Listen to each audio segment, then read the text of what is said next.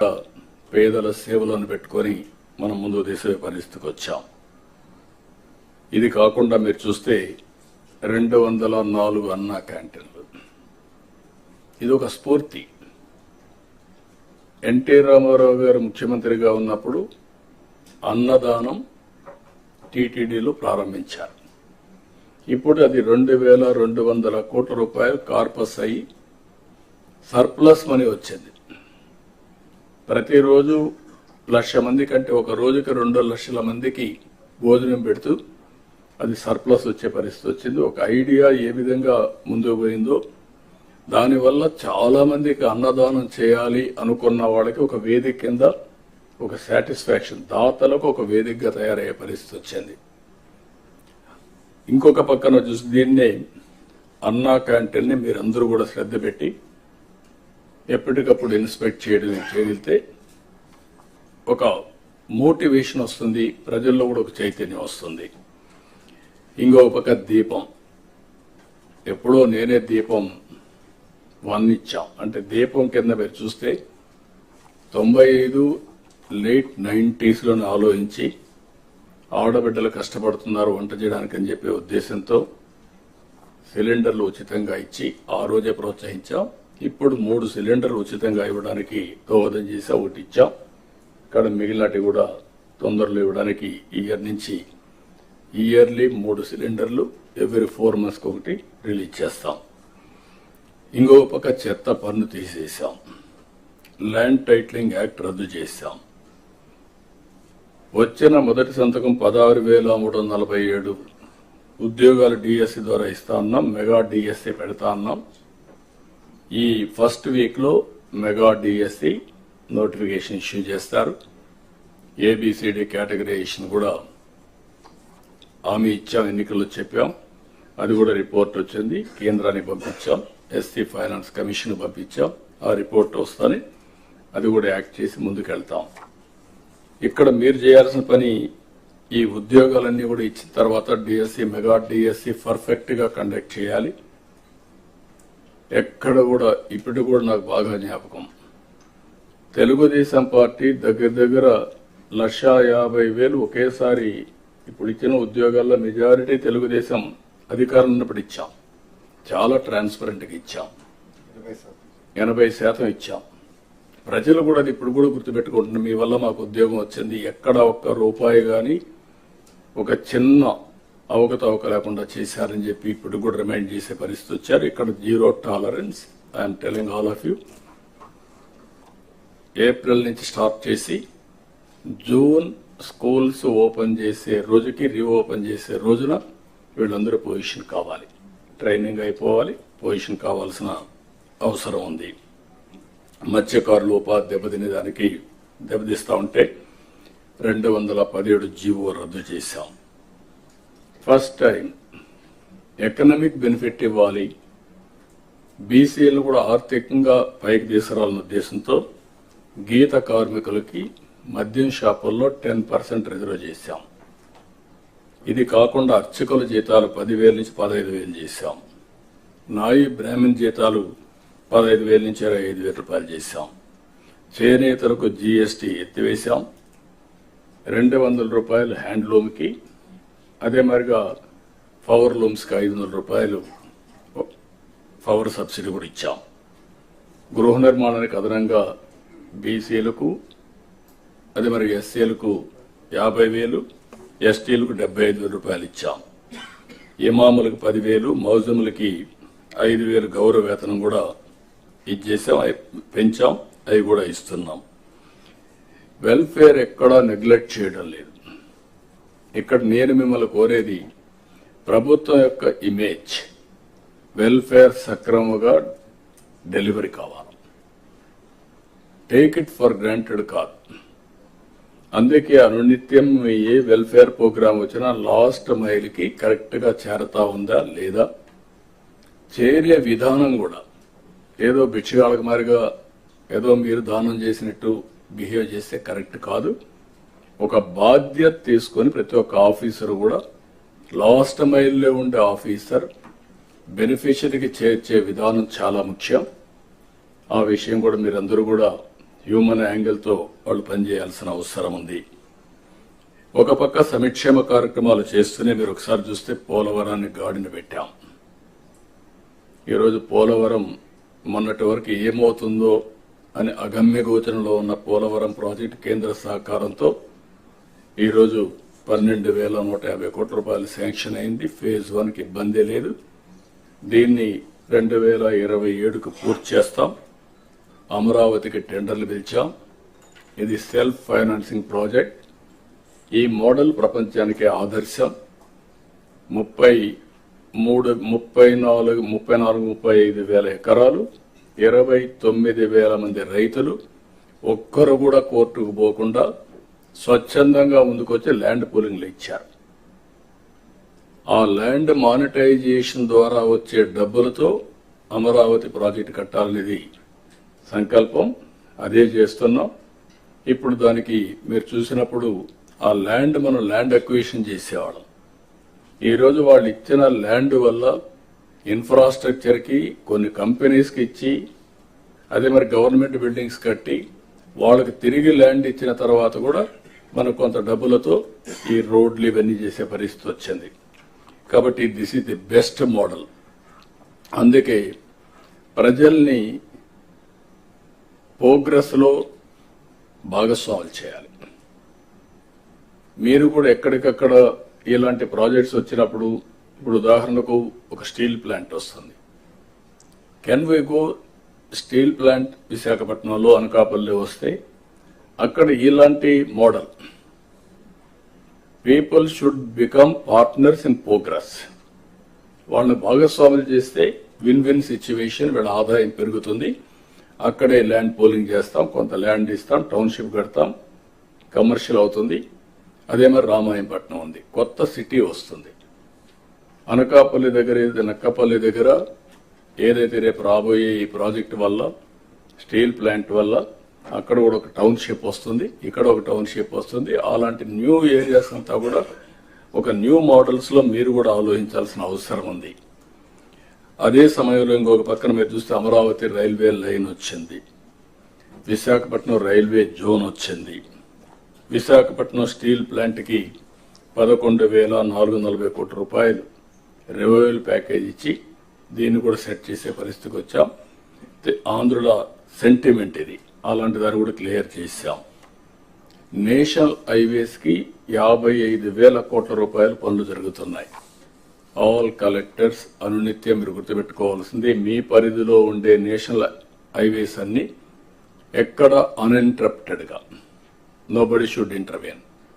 ఎట్టి పరిస్థితుల్లో ఆటో పైలట్లు తిరగాలి. అదే సమయంలో ఎన్విరాన్మెంట్ క్లియరెన్స్ కానీ ఇంకా ఏమైనా ప్రాబ్లమ్స్ ఉంటే you have to sort it out. 2 years time, 2 years లో ఈ ప్రాజెక్ట్స్ అన్ని పూర్తి కావాలి. అదే మరి రైల్వే ప్రాజెక్ట్స్ 75,000 కోట్ల రూపాయలు జరగబోతున్నాయి. ఇప్పుడు పిలిచినట్టన్నీ కూడా ఈ రైల్వే స్టేషన్స్ మోడర్నైజేషన్ ఇవన్నీ మీరు గుర్తుపెట్టుకోవాల్సింది. ఇది మాకు సంబంధం లేదు, ఇది సెంట్రల్ గవర్నమెంట్ అనే యాటిట్యూడ్ ఉంటే, ప్రోగ్రెస్ ఉంటే మనకే ఉపయోగపడుతుంది. కాబట్టి మీరు అవన్నీ కూడా ప్రతి ఒక్క ప్రాజెక్ట్ మీరు పూర్తి చేసే బాధ్యత మీ మీద ఉంటుంది. అది సెంట్రల్ ప్రాజెక్ట్ కానీ స్టేట్ ప్రాజెక్ట్ కానీ ownership is yours as district collector. అదే మరి పార్ట్ హోల్స్ ఫ్రీ రోడ్స్, దీనికి కూడా చాలా క్లియర్గా ఎక్కడ కూడా పార్ట్ హోల్ ఉండడానికి వీల్లేదనుకున్నాం. 20,000 కిలోమీటర్లు నాంది పలికాం, 95% పూర్తయినాయి. మిగిలినట్టు కూడా పూర్తి చేస్తాం. మిగిలిన రోడ్లు కూడా ఏ విధంగా చేయాలో మళ్ళీ దానికి కూడా ఒక డైరెక్షన్ మీకు ఇస్తాం. సోలార్ రూఫ్ టాప్, ఇది గుర్తుపెట్టుకోవాలి. డెమోక్రటైజేషన్ ఆఫ్ పవర్ జనరేషన్, ఇది బిగినింగ్. దీనివల్ల 20 లక్షల మందికి ఈరోజు మనం సబ్సిడీ ఇస్తున్నాం, 200 యూనిట్లు. వాళ్ళందరికీ ఇది పెట్టగలిగితే ఫ్రీగా 200 యూనిట్లు వాడుకునే పరిస్థితి వస్తుంది. ఒకవేళ 150 వాడుకుంటే ఒక 100-120 యూనిట్స్ గ్రిడ్కి ఇస్తే ఎప్పుడు కావాలంటే ఇప్పుడు కరెంట్ ఇస్తాం. అదే సమయంలో ₹2.09 చొప్పున డబ్బులు కూడా ఇస్తాం. మెయింటెనెన్స్ కూడా వాళ్ళు చేసే పని ఏమి ఉండదు, వాళ్ళు చూసుకుంటే సరిపోతుంది. వాళ్ళ రూఫ్ టాప్ ఏదో ఉంటుంది, దాన్ని చూసుకుంటే సరిపోతుంది. మీటర్స్ అవన్నీ ఉంటాయి. సర్వీస్ అంతా కూడా అవుట్ సోర్సింగ్ ఏజెన్సీకి ఇచ్చాం. మీకు గైడ్ లైన్స్ ఉన్నాయి. దీన్ని ఎట్టి పరిస్థితుల్లో all collectors it is your duty. ఇది ఒక కాంపిటేటివ్ స్పిరిట్ కూడా, ఇవన్నీ కూడా ఎవాల్యుయేట్ చేస్తాం. మీ పరిధిలో మీరు 20 లక్షల కుటుంబాలు మేము టార్గెట్ పెట్టాం. మీరు ఇంకా చేయగలిగితే ఫస్ట్ కమ్ ఫస్ట్ సర్వ్డ్ కింద మీరు ముందుకు పోయే పరిస్థితి వస్తుంది. గవర్నమెంట్ ఆఫ్ ఇండియా కూడా దీనికి ఈ గైడ్ లైన్స్ తో ముందుకు పోతున్నాం. ఇంకో పక్కన విద్యాశాఖలో చాలా మార్పులు తీసుకొస్తున్నారు. అవన్నీ కూడా మీరు అడాప్ట్ చేసుకోవాలి. ఒక చిన్న నిన్న మేము ఒక మెసేజ్ ఇస్తే ఏదైతే డ్రింకింగ్ వాటర్ అవర్లీ గంట కొట్టమని అన్నాం స్కూల్స్ లో, ఊరికి ఒక ఐడియా కోసం, దాన్ని కూడా ట్రాక్షన్ వచ్చే పరిస్థితి వస్తుంది. ఈరోజు స్కూల్స్ లో చాలా వరకు మోడిఫికేషన్ తీసుకొస్తున్నారు. అవన్నీ కూడా అడాప్ట్ చేసుకొని మీరు ముందుకు పోవాలి. రెండోది, డిప్యూటీ సీఎం గారు ఆధ్వర్యంలో ఉండే ఈ నరేగా, దాని మీద కూడా మీరు శ్రద్ధ పెట్టాలి. మొన్నే మనం చూసాం 4,000 కోట్లు 40,000 వర్కులు స్టార్ట్ చేశాం పల్లె పండుగ కింద. అవి చాలా వరకు పూర్తయినా అవన్నీ కంప్లీట్ చేసి మళ్ళా మనం ముందుకు పోవాల్సిన అవసరం ఉంది. అదే మరికి ఇప్పుడు నేను మీ అందరికీ ఒకటే చెప్తున్నా, ఆల్ కలెక్టర్స్ మీ పరిధిలో pre monsoon post monsoon, pre monsoon కి -8 మీటర్స్ లో వాటర్ ఉండాలి, పోస్ట్ మాన్సూన్ +3 మీటర్స్ వాటర్ ఉండాలి. 5 మీటర్లే డ్యూరింగ్ ది సీజన్ మనం వాడుకునే పరిస్థితి ఉండాలి. This is the principle. దీనిపైన నాలా యాక్ట్ తీసుకొచ్చాం. నాలా కాకుండా ఒకప్పుడు ప్రోబేటరీ యాక్ట్ ఒకటి తీసుకొచ్చి ఏ ప్రాంతంలో కూడా దీనికంటే వాటర్ వాడకూడదు, బోర్లు ఇచ్చేదాన్ని కూడా రిస్ట్రిక్ట్ చేసాం, ఇవన్నీ పెట్టాం. కాబట్టి ఇది అక్కడుండే ఫారెస్ట్ ఏరియా కానీ అన్ని కూడా మీరు చేసుకొని ఇది కూడా మీరు చేయాల్సిన అవసరం ఉంది. ఇవి కాకుండా ఈరోజు మీరు ఎవ్రీ డిస్ట్రిక్ట్ కలెక్టర్ మీరు గుర్తుపెట్టుకోవాల్సింది, ఇప్పుడు అరకు కాఫీ చూశారు, one of the best brand. Small idea, ఇప్పుడు పుట్టింది కాదు, 2.5 decades ముందు ప్రారంభించాం. అరకు కాఫీని ప్రమోట్ చేయాలనుకున్నాం. ఆ తర్వాత నాంది ఫౌండేషన్ దాన్ని ప్యారిస్ లో ఒక షాప్ పెట్టారు. ఆ నాంది ఫౌండేషన్ కూడా ఆ రోజులోనే క్రియేట్ చేశాం, ఒక వాలంటీర్ ఆర్గనైజేషన్. దానివల్ల ఈరోజు దేశం మొత్తం, ప్రపంచం మొత్తం అరకు కాఫీ ఒక బ్రాండ్ గా తయారయ్యే పరిస్థితి వచ్చింది. ఇప్పుడు నేచురల్ ఫార్మింగ్ ఉంది, same thing, we're number 1 in the world. దీన్ని లాజికల్ గా తీసుకుపోగలిగితే నేచురల్ ఫార్మింగ్ ని, దానివల్ల చాలా ఇంపాక్ట్ వస్తుంది. ఇది కూడా మీరు గుర్తుపెట్టుకోవాల్సిందిగా నేను కోరుతున్నా. అదే సమయంలో వచ్చే నెల మే నెలలో తల్లికి వందనం 15,000 రూపాయలు ఇస్తా అన్నాం. ఎంతమంది పిల్లలుంటే అంతమంది అది వర్కౌట్ చేస్తున్నాం. తొందరలో మీకు గైడ్ లైన్స్ ఇస్తాం. దాన్ని ప్రాపర్ గా ప్రిపేర్ అయ్యి ప్రాపర్ గా డిస్ట్రిబ్యూట్ చేసే పరిస్థితి రావాలి. బిఫోర్ స్కూల్స్ రీఓపెన్ దీన్ని మనం వాళ్ళకి అందజేయాల్సిన అవసరం ఉంది. అన్నదాత కింద 3 installments from now onwards. Government of India ఇచ్చినప్పుడంతా 3 installments కింద 5,000, 5,000, 4,000 మనం కూడా అకౌంట్లో వేస్తాం. ఇది కూడా మీరు గుర్తుపెట్టుకోవాలి. ఇది కాకుండా మత్స్యకారులకు 20,000 రూపాయలు ఏప్రిల్లో వాళ్ళ అకౌంట్లో వేయాల్సిన అవసరం ఉంది. ఆ సమయంలో హాలిడే, క్రాప్ హాలిడే ఉంటుంది, ఆ సమయంలో వారికి ఇవ్వాల్సిన అవసరం ఉంది. ఇక్కడ నేను మిమ్మల్ని కోరేది ఏంటంటే, ఇవి మనం చేసిన పనులు, ఇంకా చేయబోయే పనులు ఎప్పటికప్పుడు మీకు వెల్ఫేర్ విషయంలో కానీ డెవలప్మెంట్ విషయంలో కానీ చాలా నిర్దిష్టమైనటువంటి గైడ్ లైన్స్ ఇవ్వబడతాయి. మీరు కూడా దాన్ని ముందుకు తీసుకుపోవాల్సిన అవసరం ఉంది. జనరల్ గా నేను చాలా కలెక్టర్స్ కాన్ఫరెన్స్ చూశాను. ఇప్పటికి నేను కండక్ట్ చేసిన ఇన్ని కలెక్టర్స్ కాన్ఫరెన్స్ ఎవరు కండక్ట్ చేసి ఉంటారు? ఎవరికి అవకాశం రాల, అది వేరే విషయం. 3 నెలలకు ఒకసారి కంపల్సరీగా కలెక్టర్స్ కాన్ఫరెన్స్ పెడుతున్నాను. అప్పుడు పెట్టాను, ఇప్పుడు పెడుతున్నాను. దానికి కారణం అందరం కలిసి ఒకసారి డిస్కస్ చేసుకున్న తర్వాత ఎన్ని వీడియో కాన్ఫరెన్స్లు పెట్టినా, ఆన్లైన్ మీటింగ్లు పెట్టినా, ఫేస్ టు ఫేస్ ఫిజికల్ గా కలిసి వచ్చినప్పుడు వచ్చే ఇంపాక్ట్ మామూలుగా రాదు, ఆన్లైన్ లో రాదు. అందుకని మనం కూర్చొని 2 రోజులు సమీక్ష చేసుకుంటున్నాం. ఇక్కడ కూర్చున్నప్పుడు లాస్ట్ 3 కాన్ఫరెన్స్ అయిన తర్వాత నాకు కూడా కొన్ని ఆలోచనలు వస్తే, ఏదో రాత్రి 11, 12 వరకు స్లాగ్ గోయింగ్ ఆన్ డిస్కషన్, మీరేదో చెప్తా ఉండడం, మీరు నన్ను ఇంప్రెస్ చేయాలని మీ ప్రయత్నం, లేకపోతే నేను కూడా మిమ్మల్ని డిస్ప్లే చేయకూడదు నా ఆలోచన. దీంతో అందరికి ఇన్కన్వీనియన్స్, లంచ్ అవర్స్ ప్రొలాంగ్ అయిపోతున్నాయి, డిన్నర్లు కూడా మిస్ అయిపోతున్నాయి. అందుకే ఈసారి మాత్రం చాలా ప్రయత్నాలు చేశాం. అందుకే జిల్లాకు ఒక స్పెషల్ ఆఫీసర్ చేశాం. అదే మాదిరిగా జోన్కు ఒక సీనియర్ ఆఫీసర్ని పెట్టాం. జిల్లాలో ప్లానింగ్ బోర్డు మినిస్టర్స్ ఉన్నారు, ఈ సైడ్ మినిస్టర్స్ కూర్చున్నారు. వాళ్ళు కూడా గుర్తుపెట్టుకోవాలి, ఇది మాకేం సంబంధం లేదు, ఇదేదో కలెక్టర్స్ కాన్ఫరెన్స్ కాబట్టి మేము కూడా గమనుండొచ్చు అంటే కరెక్ట్ కాదు. All ministers. అందుకనే ఆ జిల్లాలో మంత్రులుంటే కొన్ని సమస్యలు వస్తాయనే ఉద్దేశంతో, రాజకీయ సమస్యలు రాకూడదనే ఉద్దేశంతో ఇంపార్షియల్ గా పనిచేయడానికి వేరే జిల్లా నుంచి ప్లానింగ్ బోర్డు చైర్మన్ వేశాం. Planning board chairman, collectors responsibility ఆ జిల్లా ప్రోగ్రెస్. ఈ 9 నెలలు నేను చెప్పేటివి కలెక్టర్స్కే వర్తిస్తుంది, నాకు వర్తించదంటే మినిస్టర్స్ కరెక్ట్ కాదు. ఇది మీకు కూడా వర్తిస్తుంది. అందరం కూడా నేర్చుకొని దాని ద్వారా మనం ముందుకు పోవాల్సిన అవసరం ఉంది. ఇవి రివ్యూస్ చేసుకొని ఇక్కడికి వచ్చారు. అదే మరి ఈరోజు 26 మంది కలెక్టర్స్ యొక్క పర్ఫార్మెన్స్ మేము కూడా సమీక్ష చేసుకుంటున్నాం. ఈ విషయంలో మీ అందరికీ ఒక క్లారిటీ ఉండాల్సిన అవసరం ఉంది.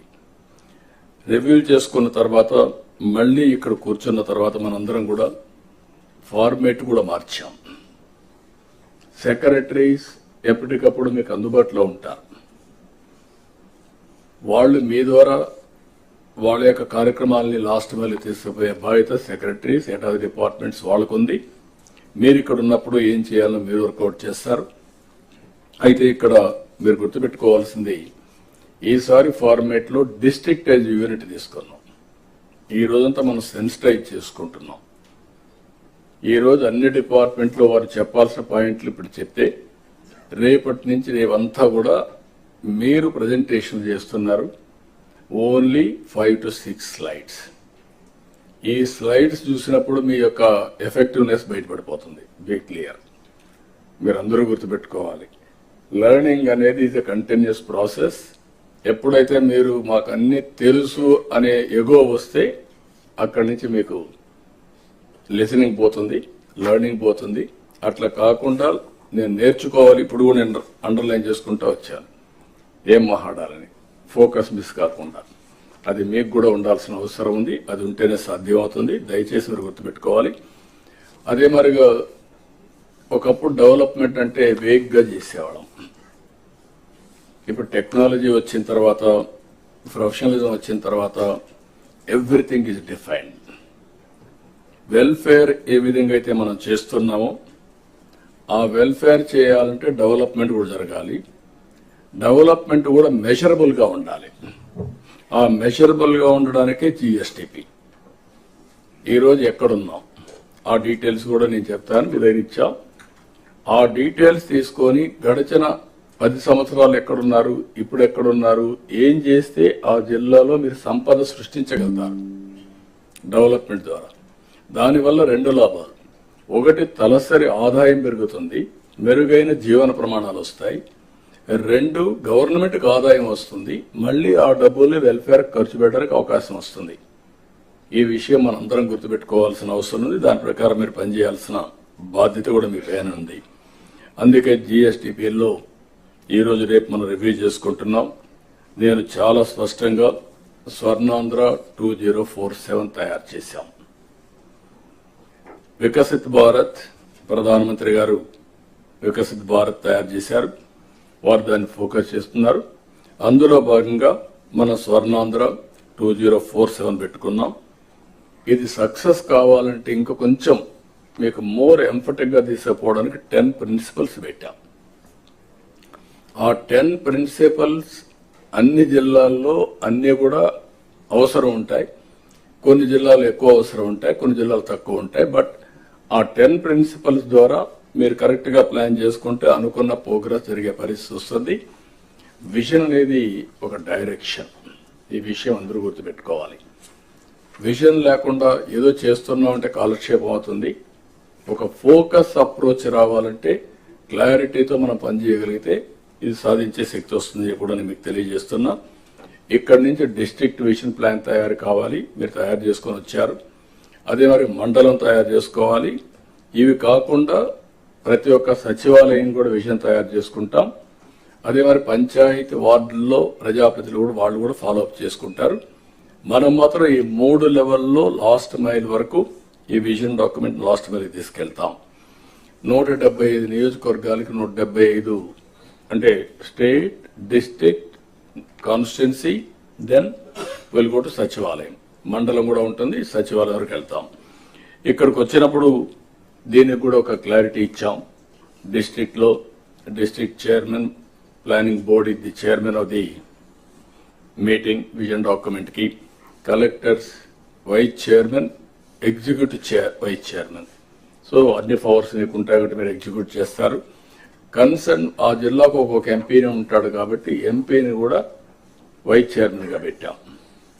మీరు ఎగ్జిక్యూటివ్ చైర్మన్ గా కలెక్టర్స్ ఉంటారు, vice chairman will be the vice chairman, chairman will be the minister concern district.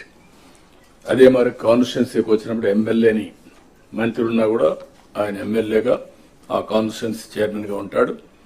జిల్లాలో బెస్ట్ ఆఫీసర్ని 7 మంది best officers, top officers you have to select. ఆ 7 మందిని మీరు ఇన్ఛార్జ్ పెడతారు, స్పెషల్ ఆఫీసర్ కింద పెడతారు. We're giving 1 professional. ఆ ప్రొఫెషనల్ బాగలేకపోతే మార్చుకునే అధికారం కూడా ఇస్తాం, కానీ టార్గెట్స్ లో కాంప్రమైజ్ లేదు. అదే మరి 5 మందిని మీకు సచివాలయం బెస్ట్ స్టాఫ్ ని మీకు ఇస్తాం కాన్స్టిట్యున్సీ వారిగా. ఈ టీం ఎప్పటికప్పుడు ఆ కాన్స్టిట్యున్సీలో విజన్ 2047 కాదు, మళ్ళీ 2029 ఉంది. ఈ విధంగా every year they have to work in the direction. ఇది అదే మరి లాస్ట్ మైల్ వచ్చే కొందికి ఈ విజన్ డాక్యుమెంట్ ని ఇంప్లిమెంట్ చేయడానికి సచివాలయం అనేది యూనిట్ తీసుకుంటాం, అక్కడ కూడా ప్లాన్ చేస్తాం. ఇప్పుడు మనం గుర్తుపెట్టుకోవాల్సిన అవసరం మీ అందరికి క్లారిటీ ఇస్తున్నా. అడ్మినిస్ట్రేషన్ అంతా కూడా లాస్ట్ మైల్ వరకు ఉంది. టెక్నాలజీని కూడా ఆర్టీజీఎస్ ద్వారా మనం లాస్ట్ మైల్ వరకు తీసుకెళ్తున్నాం. ఇప్పుడు సచివాలయాన్ని రీఓరియంట్ చేశాం. అవన్నీ కూడా మీకు అందరికి కూడా 8, 7, 6 మందితో రీఓరియంటేషన్ చేశాం. ఇప్పుడు మొత్తం పని చేసేది ఇక్కడ మనుషులు లేరు, ఎవరైతే అవసరం ఉందో ఇక్కడ మనుషులు ఉన్నారు. డిపార్ట్మెంట్స్ కూడా over a period of time మనకంత అగ్రికల్చర్ అంటే జ్ఞాపకం వచ్చేది వ్యవసాయం. ఇప్పుడు అగ్రికల్చర్ లో వ్యవసాయం ఉంది చాలా తక్కువ పాత్ర అయిపోయింది. వ్యవసాయంలో ప్రధానంగా అక్వాకల్చర్, హార్టికల్చర్, లైవ్ స్టాక్ ఎక్కువ వచ్చేసే పరిస్థితి వచ్చింది. కానీ మొత్తం traditional department, parent department agriculture కాబట్టి మనుషులంతా అగ్రికల్చర్ లో ఉండే పరిస్థితికి వస్తున్నారు. కొన్ని డిపార్ట్మెంట్లో 2% అగ్రికల్చర్, 40% ఉంటే చిత్తూరులో మనం చూసినప్పుడు చూసి అనిపించింది 3%, 3-4% అగ్రికల్చర్ ఉంది. మిగిలినటువంటి 17-18% horticulture and also live stock ఉండే పరిస్థితికి వచ్చారు. దీన్ని కూడా రీఓరియంటేషన్ చేయాలి. అందుకే మేము కూడా హెచ్ఆర్ని మొత్తం చేస్తున్నాం. టెక్నాలజీని కూడా అడాప్ట్ చేసుకుని ఏ విధంగా ముందుకు పోవాలో మనం ముందుకు పోవాల్సిన అవసరం ఉంది. ఈ ఇయర్ బడ్జెట్ 3,22,000 బడ్జెట్ పెట్టుకున్నాం. అదే సమయంలో మీరు గుర్తుపెట్టుకోవాలి,